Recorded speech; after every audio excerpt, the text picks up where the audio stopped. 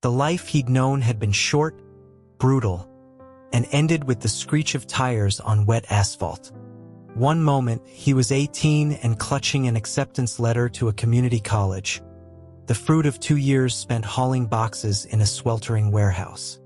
The next, he was a disembodied spectator to his own demise, his spirit rising above the rain-slicked street.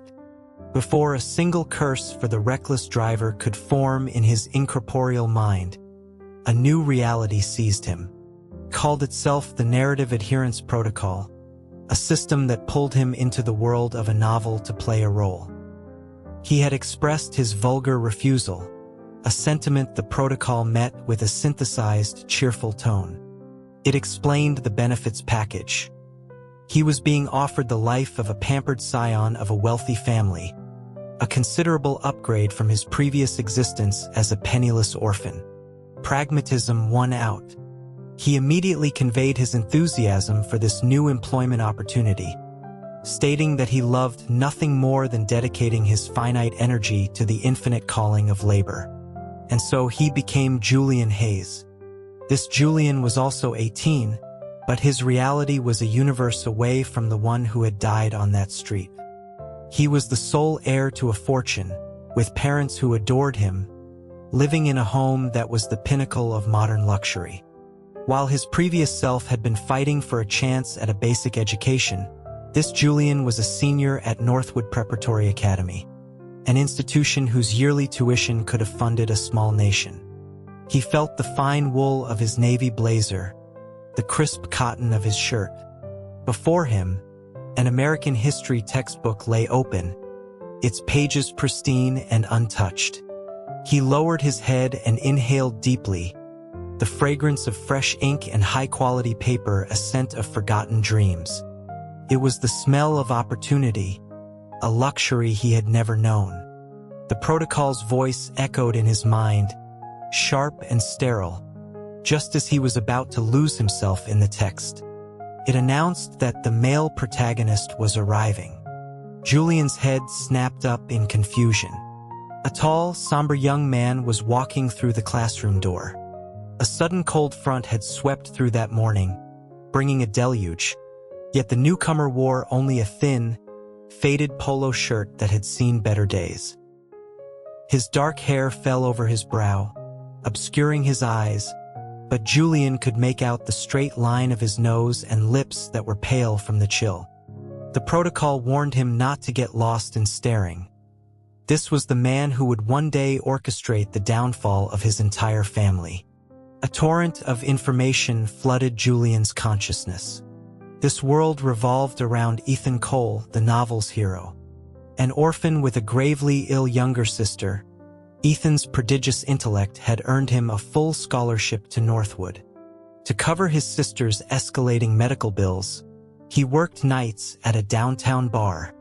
The original Julian Hayes, a notoriously arrogant and cruel trust fund brat, had always despised Ethan for his quiet pride. Upon discovering Ethan's job, the original Julian had publicly accused him of selling himself, launching a campaign of relentless psychological and physical torment. Ethan's salvation came in the form of Isabel Vance, the story's heroine, whose family connections dwarfed even the Hayes.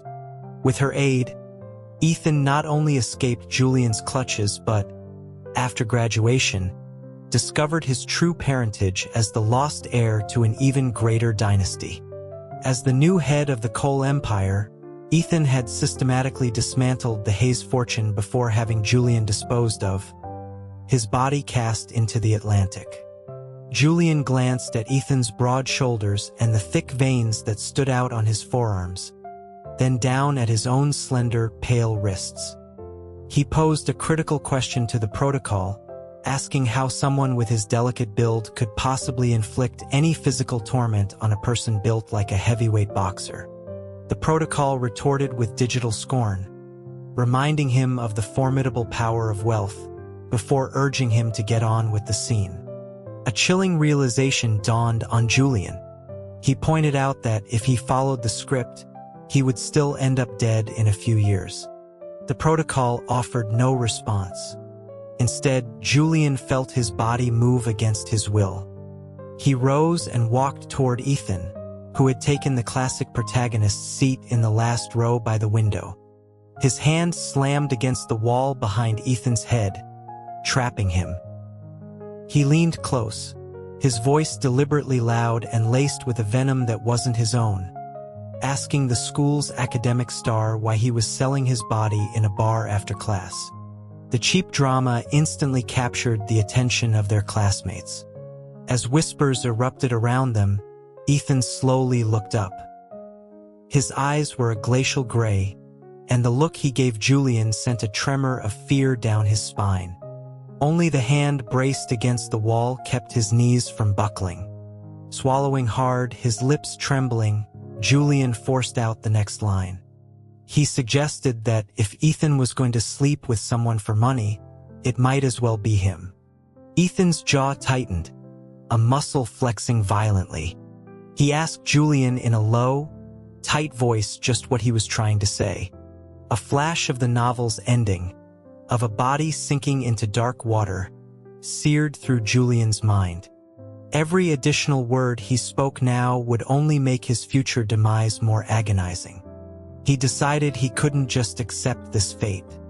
He had to try something. He pulled his hand back from the wall and began to retreat, forcing a dry laugh. He tried to claim he was just joking. Before the words could fully escape, an excruciating pain erupted in his chest. His already weak legs gave out, and he collapsed onto Ethan's lap. The agony spread through his limbs, paralyzing him. He could only clench his teeth and mentally scream at the protocol, demanding to know what was happening, hysterically wondering if this body came with a pre-existing heart condition. The protocol's response was tinged with synthetic embarrassment. It had forgotten to mention the penalty for deviating from the script: a powerful electric shock. This, Julian realized with despair, was a death sentence either way. As he was reeling internally, Ethan's frigid voice cut through the haze. He asked how long Julian intended to sit on his lap. Julian instinctively tried to shift, only to realize that while Ethan looked lean, his thighs were corded with an incredible amount of muscle, hard as stone beneath him. Terrified of falling, his left hand shot out and clenched the second button of Ethan's shirt. As the tingling numbness in his fingers subsided, a stray thought registered the firmness of Ethan's chest. This was no time for such observations. Under Ethan's murderous gaze, Julian shakily reached into his pocket and pulled out a thick wad of cash that had been planted there. Following the novel's instructions, he fanned the bills out. With a theatrical flourish, he slid the edge of the money from Ethan's neck up to his jawline. Then, he raised his hand and slapped the bills hard against Ethan's pale cheek, leaving an angry red mark. He sneered that $500 was his offer for one night, and that Ethan shouldn't get picky. The world seemed to pause. The students stopped whispering. A grim wind rattled the window pane, seeping through a crack and lowering the classroom's temperature. Julian, even in his blazer, shivered. Ethan, in his thin shirt, remained impassive. But tomorrow was the deadline for his sister's surgery payment. Even with all his savings, he was still $500 short. He couldn't refuse. After a few heartbeats of silence, Ethan raised his eyes. They were devoid of warmth, but a sarcastic smile played on his lips. He agreed, specifying that night. Hearing his assent, Julian scrambled to get off Ethan's lap, certain that another second would result in bloodshed. Suddenly, a large, bony hand clamped around his waist, holding him fast. Panic flared. He had pushed too far. Reason screamed at him to stay still, but his scripted persona took over. He stuffed the money into Ethan's shirt pocket and drawled a taunt, asking if the great Ethan Cole thought the price was too low. The hand on his waist tightened, squeezing the air from his lungs. Ethan's eyes were dark with a gathering storm. Through a clenched jaw, he rasped that it was more than enough, thanking him for his generosity. The spot where Ethan's fingers had dug into his side throbbed, a deep, blossoming ache. The physics teacher was at the front of the class, demonstrating projectile motion with a small ball and a wooden block, but Julian's intellectual curiosity had vanished. He lay his head on his desk, cradling his stomach. He told the protocol he would rather just die now. The protocol, which had manifested a tiny digital sweatband on its non-existent forehead, offered him a motivational platitude about the bright promise of the future. Julian risked a glance back at Ethan.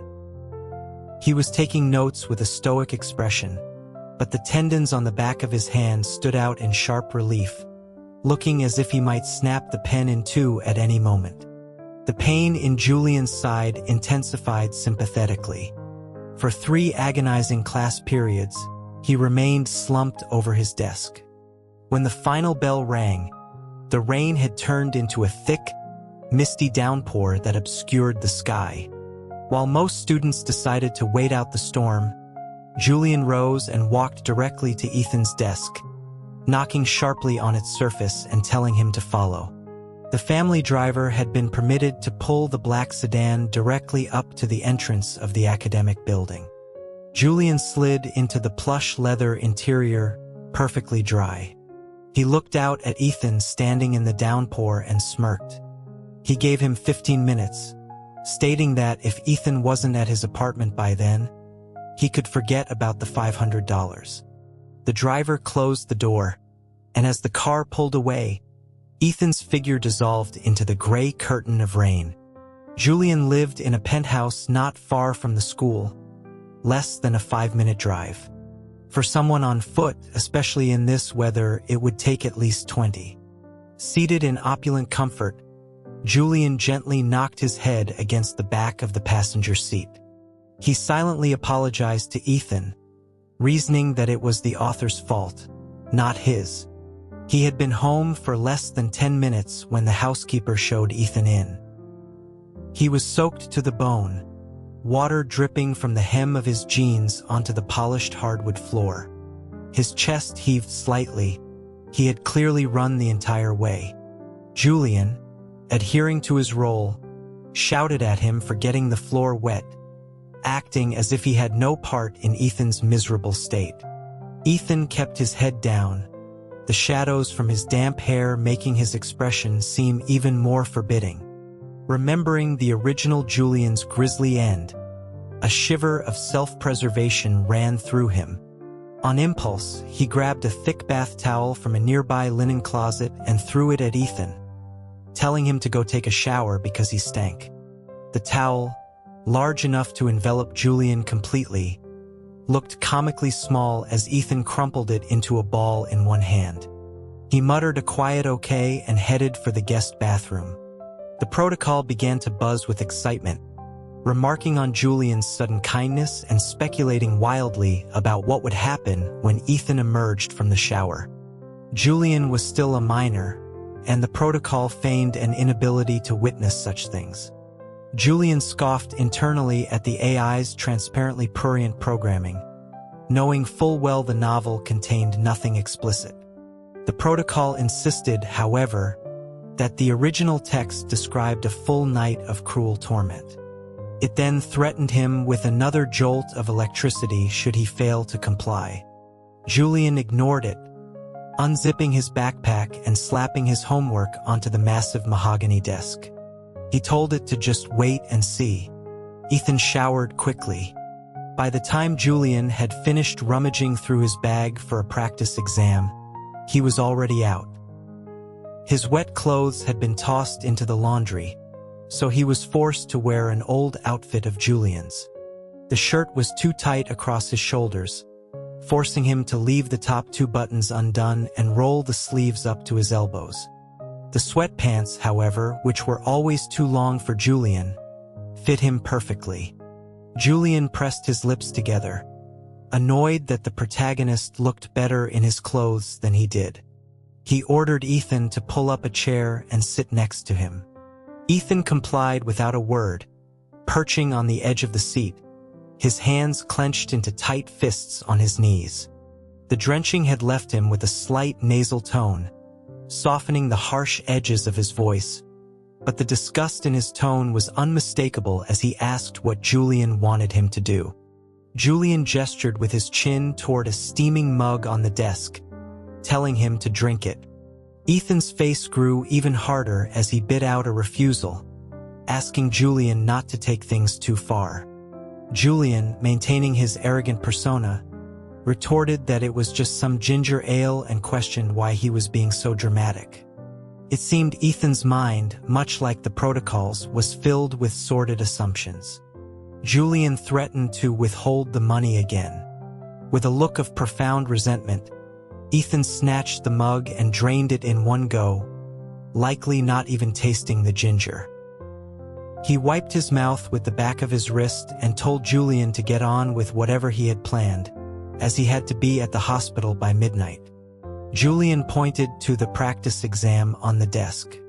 He told him he didn't know how to do the problems, and that Ethan had to explain them to him. The cold mask on Ethan's face finally cracked. He asked if Julian had brought him here for tutoring.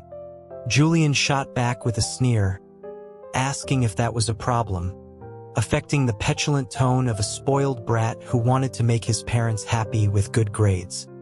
Having perfected the role, he rolled his eyes at Ethan and complained about the amount of homework they had. He warned that if Ethan didn't finish explaining everything, he wouldn't get his money. Threatened with the cash once more, Ethan seemed to relax slightly, the tension easing from his shoulders. But the respite was short-lived. The atmosphere in the room grew strained again, this time due to Julian's astonishingly high error rate.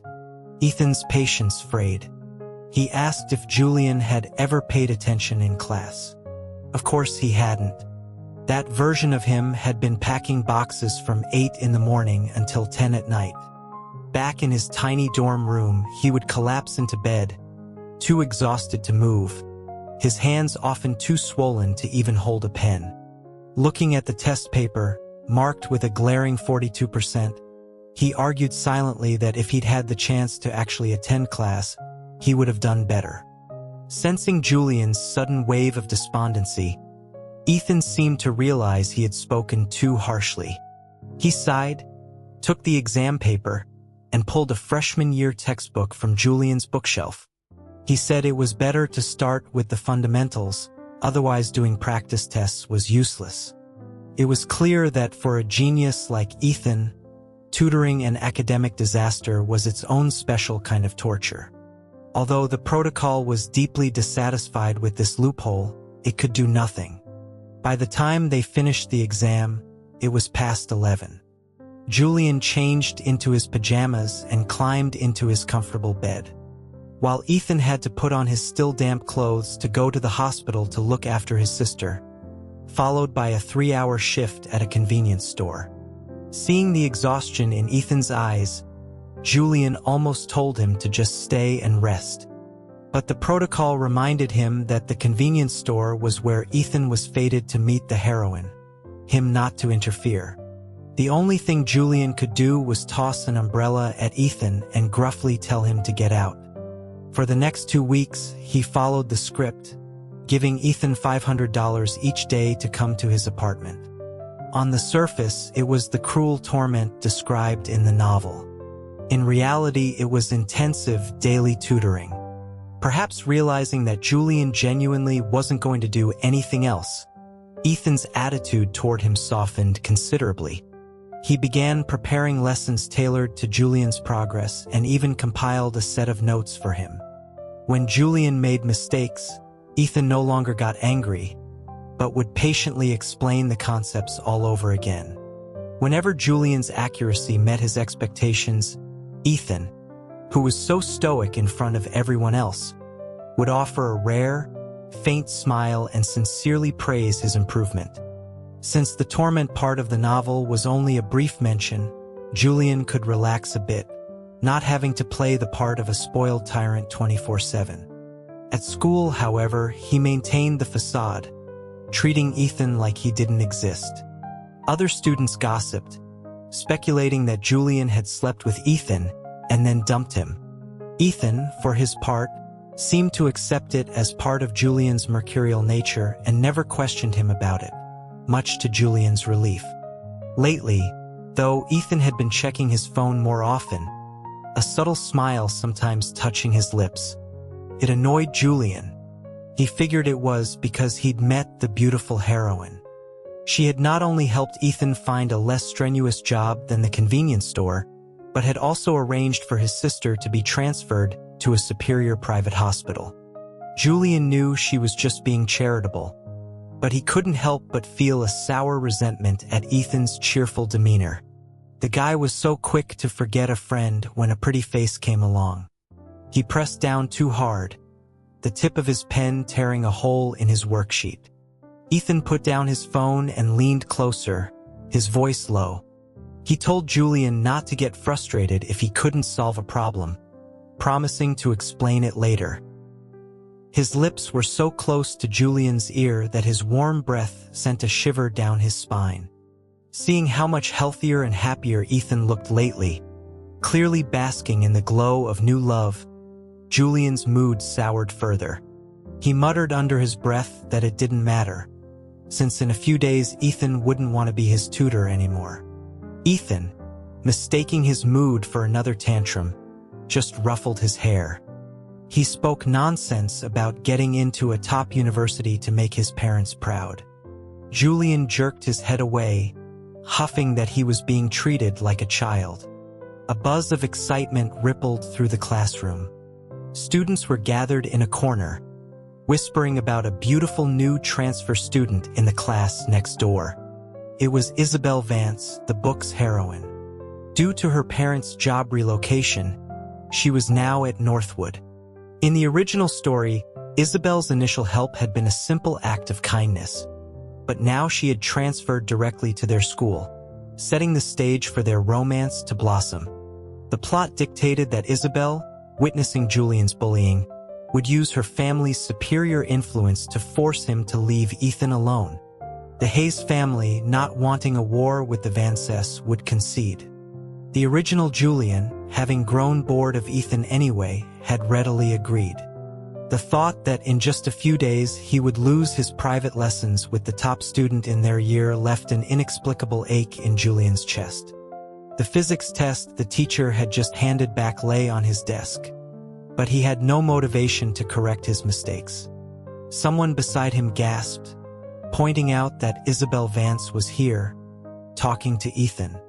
Another student sighed that they looked perfect together, a match made in heaven. The conversation turned to creating a ship name for them. Julian's hand, holding a craft knife, slipped. It sliced a long, thin line across the back of his left hand. Ignoring the wound, he quickly dabbed at it with a tissue, his eyes drawn irresistibly toward the hallway. Isabel and Ethan were leaning against the railing, deep in conversation. The heroine had yet to receive her school uniform. She wore a deep red velvet dress, and a cascade of auburn curls framed her face. Every gesture radiated a dazzling main character energy. Ethan, though only in his simple uniform, possessed his own quiet charisma that held its own beside her. They looked, just as the students had said, like a perfect couple. As they talked, they both suddenly glanced into the classroom. Julian quickly hid his face behind his test paper, peeking through a small gap. Isabel smiled, a charming dimple appearing in her cheek. Julian bit his lip, his stomach twisting as he saw the faint, gentle smile on Ethan's face as well. He thought bitterly that Ethan was a lucky guy. In a few days, free from him, he and the beautiful heroine could live happily ever after. That evening, Ethan asked to see his test scores. Listlessly, Julian pulled the papers from his bag and handed them over. English 95, Math 102, total score 503. Ethan seemed more pleased than Julian was, telling him he'd done well and improved a lot. Julian just stared at the desk, his mind replaying the image of Ethan and Isabel on the balcony. Noticing his distraction, Ethan put down the papers and swiveled Julian's chair to face him. Julian said he didn't feel like studying and told Ethan to go to the hospital early to be with his sister. He tried to stuff the tests back into his bag and leave, but Ethan grabbed his left wrist. His brow furrowed as he asked what had happened to his hand. He folded back Julian's cuff, revealing the cut, which was now a dark, angry red. Because it hadn't been treated, the edges of the skin had begun to curl, looking particularly gruesome against his pale arm. Julian shrugged, saying it was nothing, just an accident. He tried to pull his hand away. The injuries he'd sustained working in the warehouse were far worse than this. If Ethan hadn't pointed it out, he would have forgotten it was even there. Ethan's voice was stern. He asked what was wrong with him today, lecturing him on the risk of infection from an untreated wound, how it could lead to tissue necrosis. His grip was strong, making Julian's wrist ache. Looking at Ethan's unsmiling face, Julian suddenly felt an overwhelming sense of self-pity. The version of him who hadn't cried when he was starving, when other kids mocked him for having no parents, when his boss cheated him out of his wages, suddenly broke. The tears he hadn't shed on the day he died in the car crash came pouring out. They fell silently, splashing onto the back of Ethan's hand. Humiliated but unable to pull his arm free, Julian turned his head away.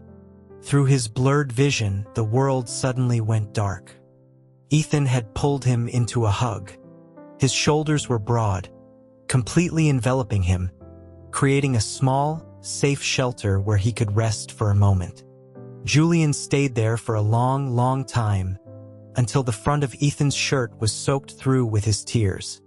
It was in that embrace that he finally admitted to himself that the turmoil, the jealousy, the ache, it was because he was falling in love with him. But Ethan was the hero of this story, and Julian was just an imposter, a cannon-fodder villain constrained by the plot at every turn. Ethan was like him, poor, orphaned, but he was so much stronger. He had earned his place at this elite school, and he managed to care for his sick sister while working and studying. Even when faced with a monster like the original Julian, he never lost his pride. He deserved a heroine like Isabel. He deserved a happy ending. This first hug would also be their last. He gently pushed Ethan away and forced a smile, telling him he was fine now. But Ethan wouldn't let it go, his hands firmly on Julian's waist, demanding to know what was wrong. Julian lied, claiming he was upset because his parents were too busy with work to care about him. So his improved grades didn't bring him any joy. Ethan's expression softened from dark to light. He gently pinched Julian's nose, a playful gesture. He made a new deal, asking what if he got a surprise for Julian if he scored over 520 on the next monthly exam. Julian gave a non-committal response, his mind still filled with the image of Ethan and Isabel talking so happily. To stop himself from tossing and turning all night, he finally asked the question that had been plaguing him. He wanted to know if the new girl who had sought him out that day had been confessing her feelings. Ethan chuckled, explaining that Isabel had just been discussing their roles as hosts for the New Year's gala. Julian felt a wave of relief, but then he remembered that in the novel, it was after the gala that Julian had callously discarded Ethan. His mood plummeted once more. Ethan added that they also wanted to ask if Julian would be willing to perform a piano solo at the event. He gently tipped Julian's chin up with his forefinger. Looking into his tender eyes, Julian felt his heart ache. He agreed, his voice hoarse and raw from crying. Luckily, Ethan didn't seem to notice, simply guiding him back to his chair and saying he would go get the first aid kit. The school's administration had cruelly scheduled the senior monthly exams right before the gala. After finishing his last test, Julian rushed to the backstage area. A senior girl in charge of makeup beckoned him over, dabbing a cushioned foundation frantically on his face while complaining that his skin was so good it didn't showcase her skills. Julian's attention wasn't on her. His gaze kept drifting to Isabel, who was standing nearby reviewing her cue cards. She wore a champagne-colored evening gown with a gossamer overlay on the bodice. Her long hair was styled in an elegant updo. She looked like a fairy tale princess. He thought he was being subtle, but Isabel caught him looking. She lifted her skirts and glided over, borrowing some cosmetics from the senior and announcing she would do Julian's lipstick. She cupped his chin with one hand and slowly traced his lips with the lipstick, a rich rose scent filling the air. Julian's eyelashes fluttered nervously. He didn't dare move. Isabel smiled, remarking that she'd heard he was quite the playboy, but he seemed awfully innocent up close. A sudden alarm bell went off in Julian's head. He wondered if she was hitting on him, but quickly dismissed the absurd idea. She was probably just teasing him. The heroine was supposed to be cool and rational, uninterested in any man but Ethan. Why would she flirt with the villain who bullied her crush? While he was lost in thought, Isabel finished applying the lipstick and stepped back to admire her work, murmuring that it was no wonder people said he was cute. The backstage area was too noisy for him to catch her exact words. She didn't repeat herself, straightening up with a slightly wistful sigh as the scent of roses faded, replaced by the clean, cool scent of soap. Ethan was suddenly standing beside him. He cupped Julian's jaw and with his thumb, wiped away the lipstick Isabel had just applied. Julian knew Ethan must be jealous, possessive even over a simple act of a girl applying makeup to him. But he wondered why Ethan would be jealous over him. He was a side character, completely irrelevant to the main romance. Ethan's grip was firm enough to make him wince, but Ethan didn't seem to notice. His attention focused on Isabel. He told her it was almost time for them to go on stage. Isabel turned and left. Ethan, however, remained by Julian's side. Having just witnessed this blatant flirting right in front of him, Julian was now thoroughly annoyed with Ethan. He reverted to his spoiled brat persona, turning to glare at him and demanding to know why he was still there. Ethan leaned on the back of the chair and pulled a slender tube of lip gloss from his pocket. He explained that the previous color was too dark, and he had found one that suited Julian better. Julian couldn't escape, forced to sit rigidly as Ethan carefully applied it. Ethan seemed pleased, murmuring that he was being good. After finishing, he gave the back of Julian's neck a little squeeze and told him to come to the rooftop after the show for his surprise. The final act of the gala was his piano solo. As he walked onto the stage, he saw Ethan standing in the wings, giving him a silent thumbs up. He pressed the first key. The school had chosen a cheerful piece for the occasion, but Julian had insolently swapped it for a melancholic tune called Tracking Time. He played it as a requiem for his own hopeless, unspoken crush. When he finished, he ignored everyone and went straight to the rooftop, leaning on the railing to wait for Ethan. A few moments later, a gentle tap on the back of his head made him turn. Ethan held up a small, folded piece of paper, telling him he'd had the teacher grade his exam early and asking him to guess his score. Julian didn't take it. Ethan wasn't offended. He simply held it out for him to see. English 106. Math was also good. The total score was 525. Julian remained silent. Ethan put a hand on his shoulder and guided him toward the right side of the roof, reminding him of his promise of a surprise for scoring over 520. Beyond a large HVAC unit, a gift box half the height of a person sat waiting. But Julian no longer felt any curiosity about what was inside. He told himself it was time to stop.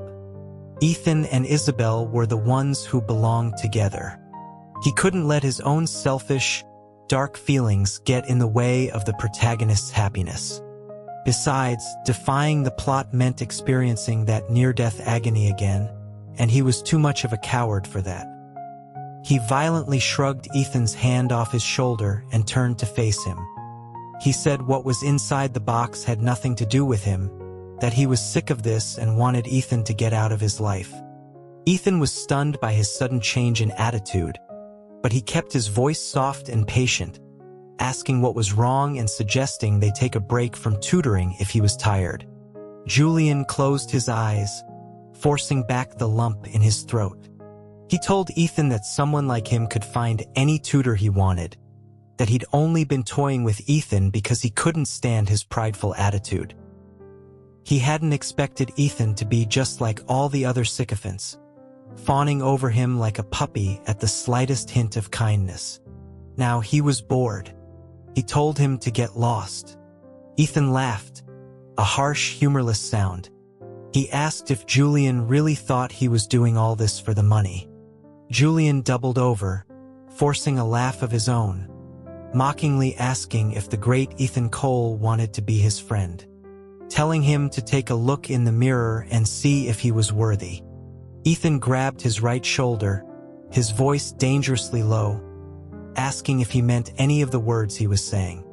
The pain in his shoulder was immense, as if his bones were about to be crushed. Julian forced a flippant smile.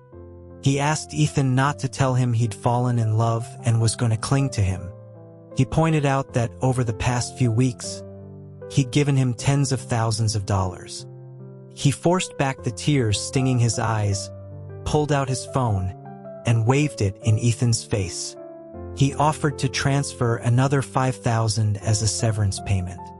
Ethan's voice was flat, dead. He told Julian he was truly heartless. That was the last thing he ever said to him.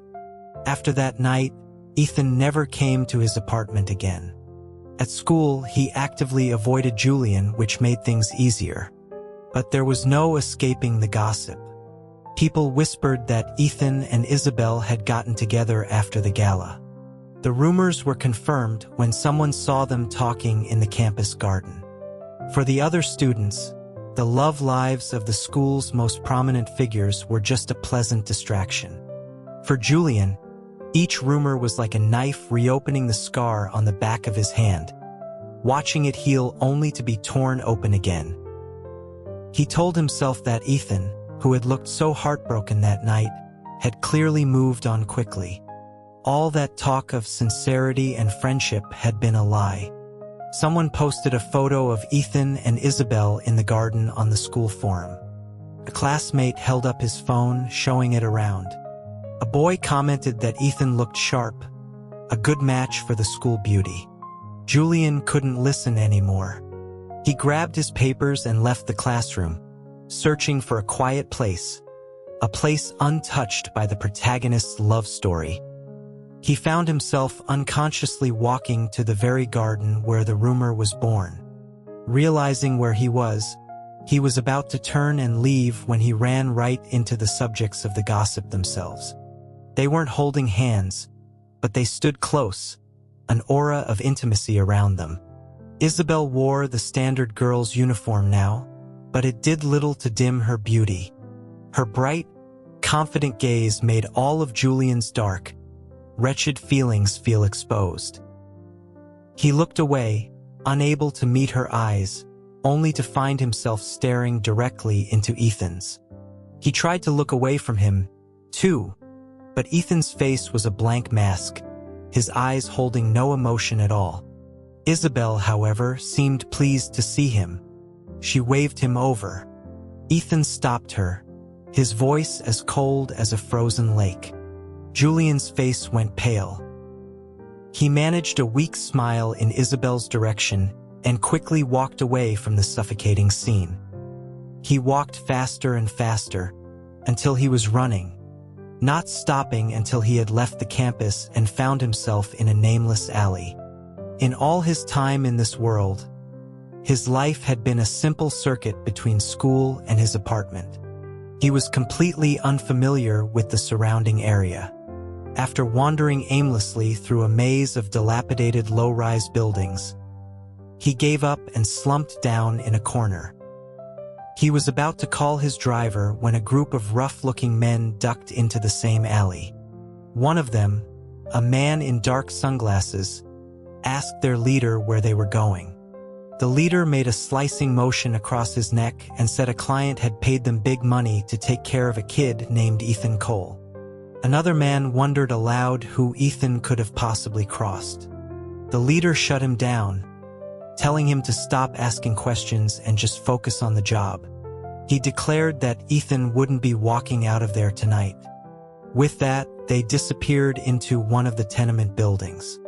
Their words filled Julian with a dreadful unease. He shrank behind a stack of cardboard boxes and asked the protocol what was happening. The protocol explained that the original heir of the Cole family, fearing Ethan's return would threaten his inheritance, had decided to have him killed preemptively. Julian almost cried out, clapping a hand over his mouth. The protocol was nonchalant, assuring him that Ethan would only be severely injured, left in a coma for a few months. He was the protagonist. He wouldn't actually die. Julian couldn't believe the system's coldness. A coma for several months was a major event, yet it spoke of it so lightly. This world may have started as a novel, but Ethan was a living, breathing person to him now. The protocol told him not to worry, that the heroine would take care of him during his coma, which would accelerate their relationship. This, it explained, was a trope the readers loved. When Julian remained silent, the protocol's tone grew stern, him not to interfere with this crucial plot point, as the penalty would be far more severe than last time. He waited in the corner for a long time. The driver never came. Instead, Ethan did. He had taken off his school blazer and wore only a gray hoodie as he walked into the tenement building. Minutes later, the sounds of a violent struggle echoed from within. Julian was frantic, but the protocol kept zapping him with small shocks, a constant not to move. Then, a loud crash echoed from the building. He couldn't take it anymore. He ignored the S and rushed inside. The scene was not what he had expected. Ethan was standing alone in the middle of the hallway. The thugs from before were all lying on the ground, groaning. He heard Julian enter and turned. Terrified, Julian spun around to run, but Ethan crossed the distance in 2 long strides, grabbing his wrist and slamming him against the wall. Julian stammered, asking if he was okay, his mind reeling because this wasn't how the script went. Ethan was breathing heavily, his eyes glowing with a feral light. He demanded to know if Julian had been hoping he would be hurt. When Julian didn't answer, he gritted his teeth and asked what he was doing in such a dangerous place. Julian's legs were shaking. Ethan wouldn't let him go. The metallic scent of blood clung to him, overpowering the usual clean soap smell. Julian felt suffocated and tried to turn his head away from Ethan's intense gaze. His eyes caught a movement. The man in the sunglasses was staggering to his feet.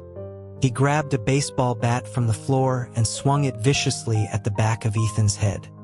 An instinct he didn't know he possessed took over. He broke free of Ethan's grip and spun them both around, taking the full, brutal impact of the bat across his back. Before he could even register the pain from the blow, an even more violent agony exploded in his chest. A synthetic voice screamed in his mind about a critical plot deviation. The world went black. When he awoke, he was in his own bed.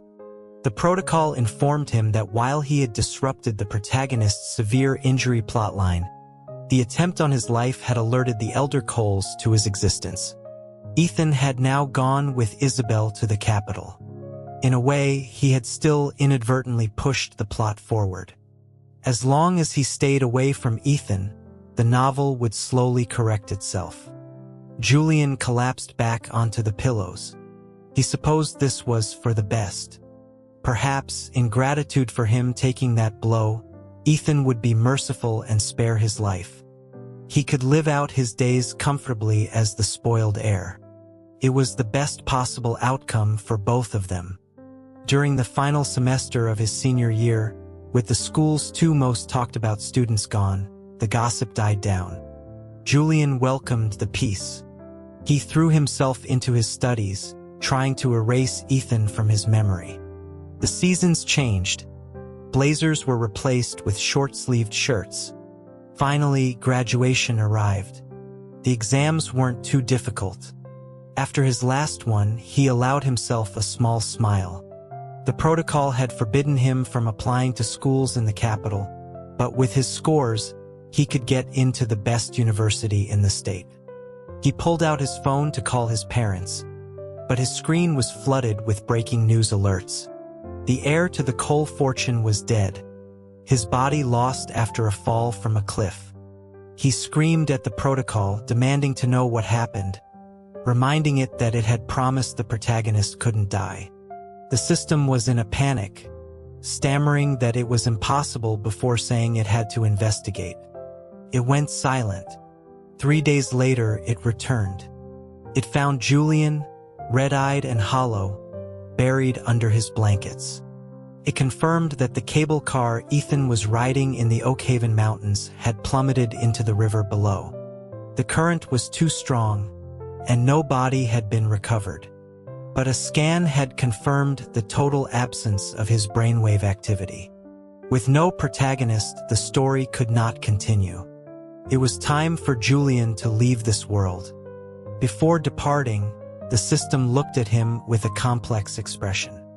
It remarked that he was lucky. The protagonist was dead, so the threat to his life was gone. Lucky. The system called this lucky. If he had known he would meet someone he couldn't love and then have to face their death, he would have preferred to have died in that car crash. Free from the protocol's restrictions, he ended up enrolling in a university in the capital. It was a way to feel closer to Ethan. In September, the campus was bustling with new students. Julian moved through the crowd in a daze. Suddenly, he saw a familiar figure ahead. It was Isabel Vance. She was wearing a beautiful dress, chatting animatedly with some upperclassmen from a student club. There was no trace of grief on her face. A tiny, impossible flicker of hope ignited in Julian's chest. He stumbled through the crowd and stood before her, stammering Ethan's name. Isabel gave him a mysterious smile and pressed a finger to his lips, telling him to come with her. She led him to her car and drove them away from the campus, heading north. Noticing his questioning gaze, she asked if he had a lot of questions. He nodded silently. Isabel kept one hand on the steering wheel, running the other through her hair. She began to explain that since she was young, she'd felt her body wasn't always under her control. One night, she dreamed she was a character in a book. She didn't believe it at first, not until she met Ethan in a convenience store, a man who perfectly matched the novel's description of the hero. She explained that even as the heroine, she was little more than a tool to advance the male protagonist's plot. Unwilling to be a supporting character in someone else's story, she decided to team up with him to change their fates. Julian asked what he said. The car turned onto a road leading into the dense forests of the Oakhaven Mountains. The temperature began to drop. Isabel said Ethan, having grown up in hardship, was naturally wary and didn't believe her at first. But then there was Julian. His bizarre, contradictory behavior made Ethan suspicious. He finally agreed to talk. After the New Year's gala, he became convinced that Julian's cruelty wasn't genuine. They worked together, pretending to follow the plot while trying to understand Julian's strange actions. After Julian had intervened in the attack, they had their people discreetly examine him while he was unconscious. They discovered traces of an electrical shock that modern medicine couldn't explain. It confirmed their theory. Some external force, a kind of destiny or rule, was controlling him. Hearing this, a cold sweat broke out on Julian's back. Protagonists, he thought, were terrifyingly smart. The car stopped in front of an unmarked industrial building. Isabel explained it was a private Cole family bioresearch facility. They had tried many things to break the script, but nothing worked. Then Ethan proposed a radical idea. If the protagonist of the novel died, the plot could not continue. Would Julian then be free from the system's control? Isabel pulled a keycard from her bag and handed it to him. She told him the Cole family had been pioneering human cryopreservation. Ethan was the first subject to have all brain activity completely halted. By her calculations, today was the day of his revival. She gave him the card, telling him he could go in and see him. She offered a sincere apology, explaining that she couldn't tell him the truth until now for fear the system would discover Ethan's death was a ruse. Clutching the card, Julian opened the heavy laboratory door. In the center of the room stood a vertical, transparent cryogenic pod. Inside, suspended in a clear liquid, was Ethan. A full year had passed since the first day Julian had seen him, but he hadn't changed at all. His eyes were closed, his long lashes resting on his cheeks. His skin was pale from the lack of sunlight, but he looked healthy. Julian suddenly remembered the last question he had asked Isabel. Why would Ethan risk an experimental procedure with no record of success when he could have had a perfectly happy life just by following the script? Isabel had rolled down her window and said that just as she didn't find happiness in being a background character, Ethan probably didn't think losing the person he truly loved was a kind of happiness either. He pressed the activation switch next to the pod. As the liquid level slowly descended, a team of lab technicians rushed in and began silently assembling a sterile observation environment. It was then that Ethan's eyes opened. He looked through the glass and saw Julian. A slow, warm smile spread across his face, the same gentle smile he'd given him from the wings of the stage. He soundlessly mouthed two words. "Julian, you're here." From the moment he'd started at Northwood, Ethan Cole had heard about the arrogant, spoiled princeling in his class. When he finally saw him, he had to admit Julian Hayes lived up to his reputation. The boy was exquisitely beautiful, his skin as pale and flawless as porcelain, but his perfect exterior was marred by a petty cruelty. Ethan had decided it was none of his business. They lived in different worlds. He had simply bent his head over his work, determined to finish it before the end of the school day so he would have time for his shift after visiting his sister. That day, the rain had been relentless. He'd left his only warm jacket for his sister at the hospital, so he had to brave the cold in a thin shirt. He'd intended to slip into his seat unnoticed, but the princeling had shattered his routine. Julian had invaded his personal space, smelling faintly of something sweet, and sputtered a stream of nonsense. Ethan had assumed he was dreaming. He'd glanced up at Julian and noticed that for all his venomous words, the boy was as timid as a kitten. Before Ethan had even reacted, Julian had trembled and fallen into his lap. The sweet scent intensified. Curled against him, a slender white hand rested softly on his chest. He looked like the newborn kitten from back home, all bravado and no substance, puffing up its fur and swatting at something it couldn't comprehend.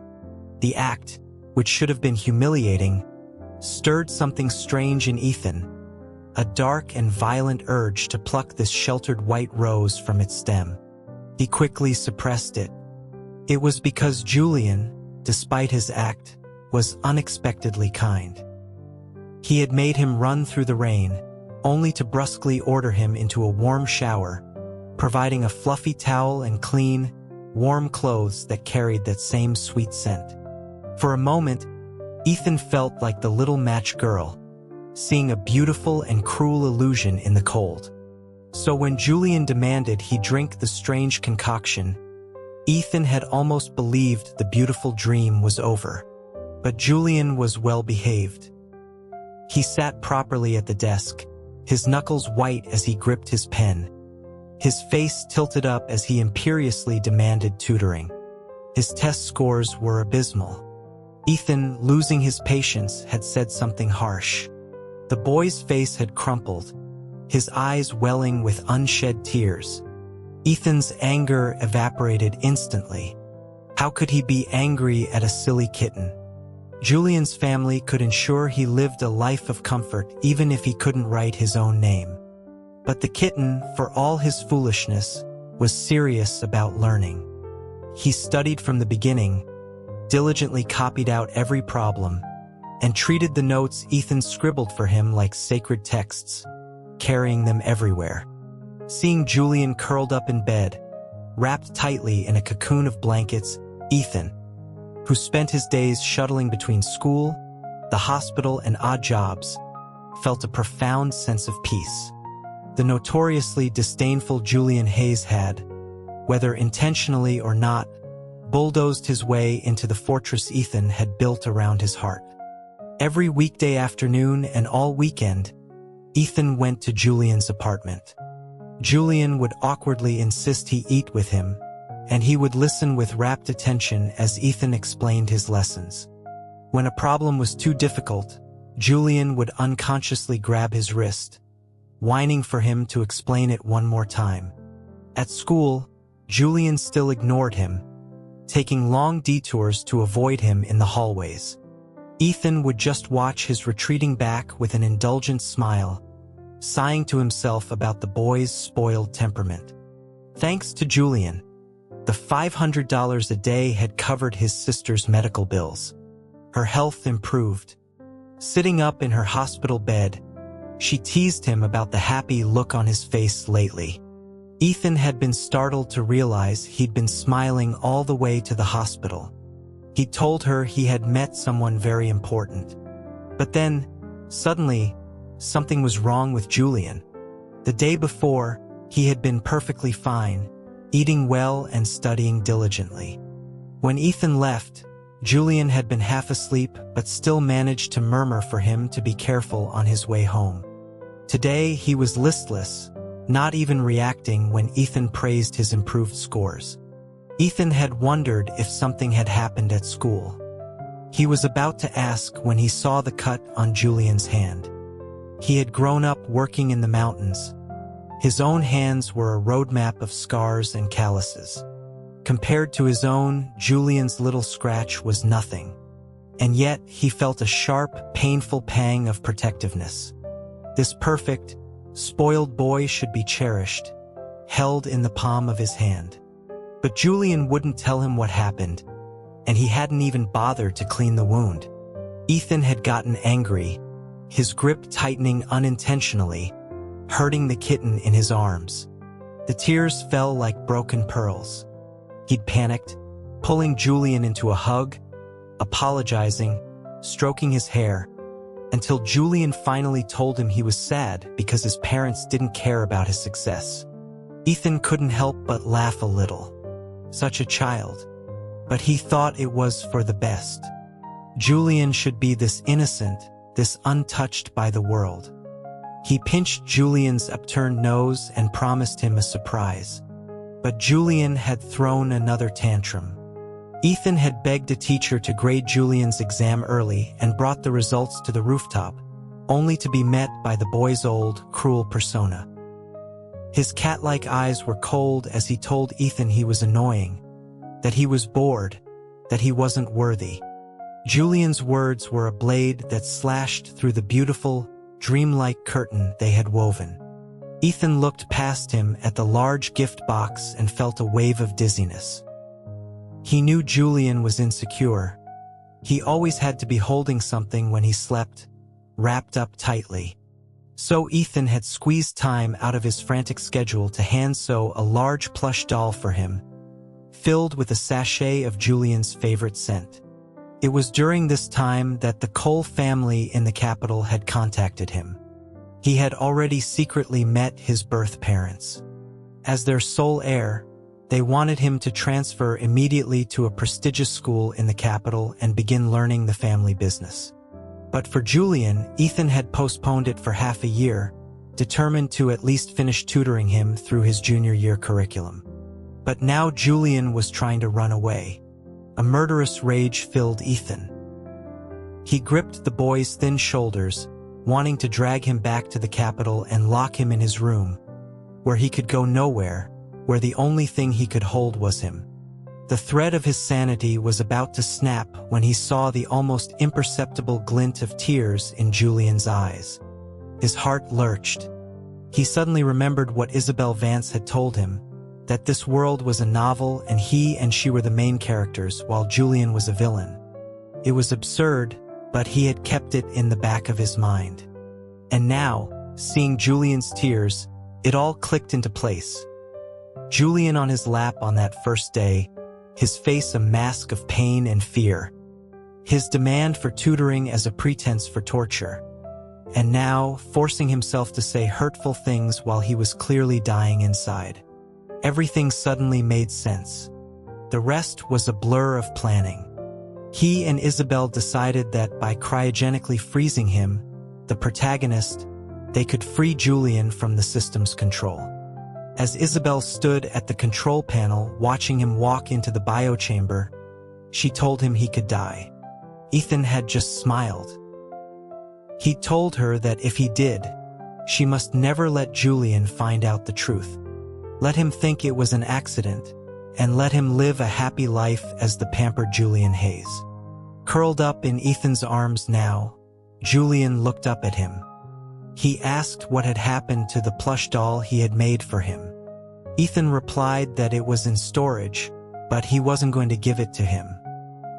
He pulled him tighter and kissed him, his voice a low murmur against his lips. From now on, he was the only thing Julian needed to hold.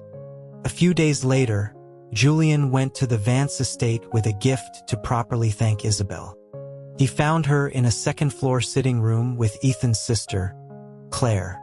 Claire's health was much improved, and she was lounging under a small blanket, sipping tea while watching Isabel pack. 3 massive suitcases were not enough to contain all of her things. Seeing them overflowing, Julian quickly set down his gift and helped her zip them up. He asked if she was going on a trip.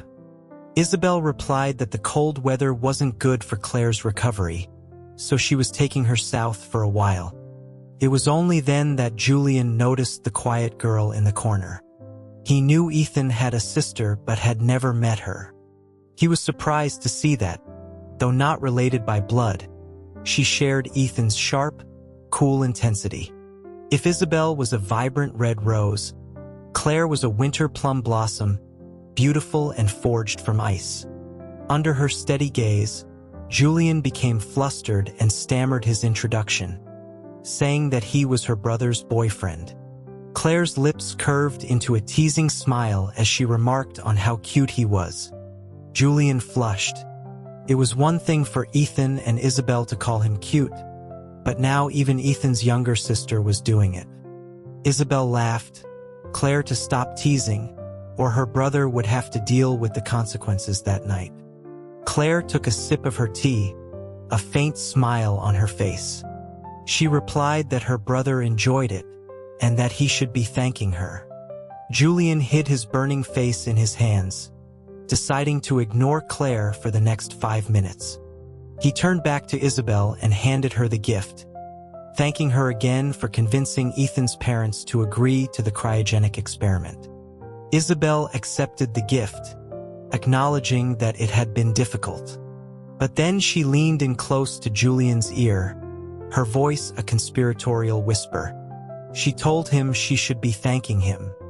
Without him, Ethan would never have believed her, and she would never have been able to take control of her own life. And, she added, she never would have found her true love. With that, she pulled back, giving Julian a meaningful wink. Julian, stunned, looked from her to Claire. Their eyes met. The younger girl raised a single finger to her lips. "Hush,"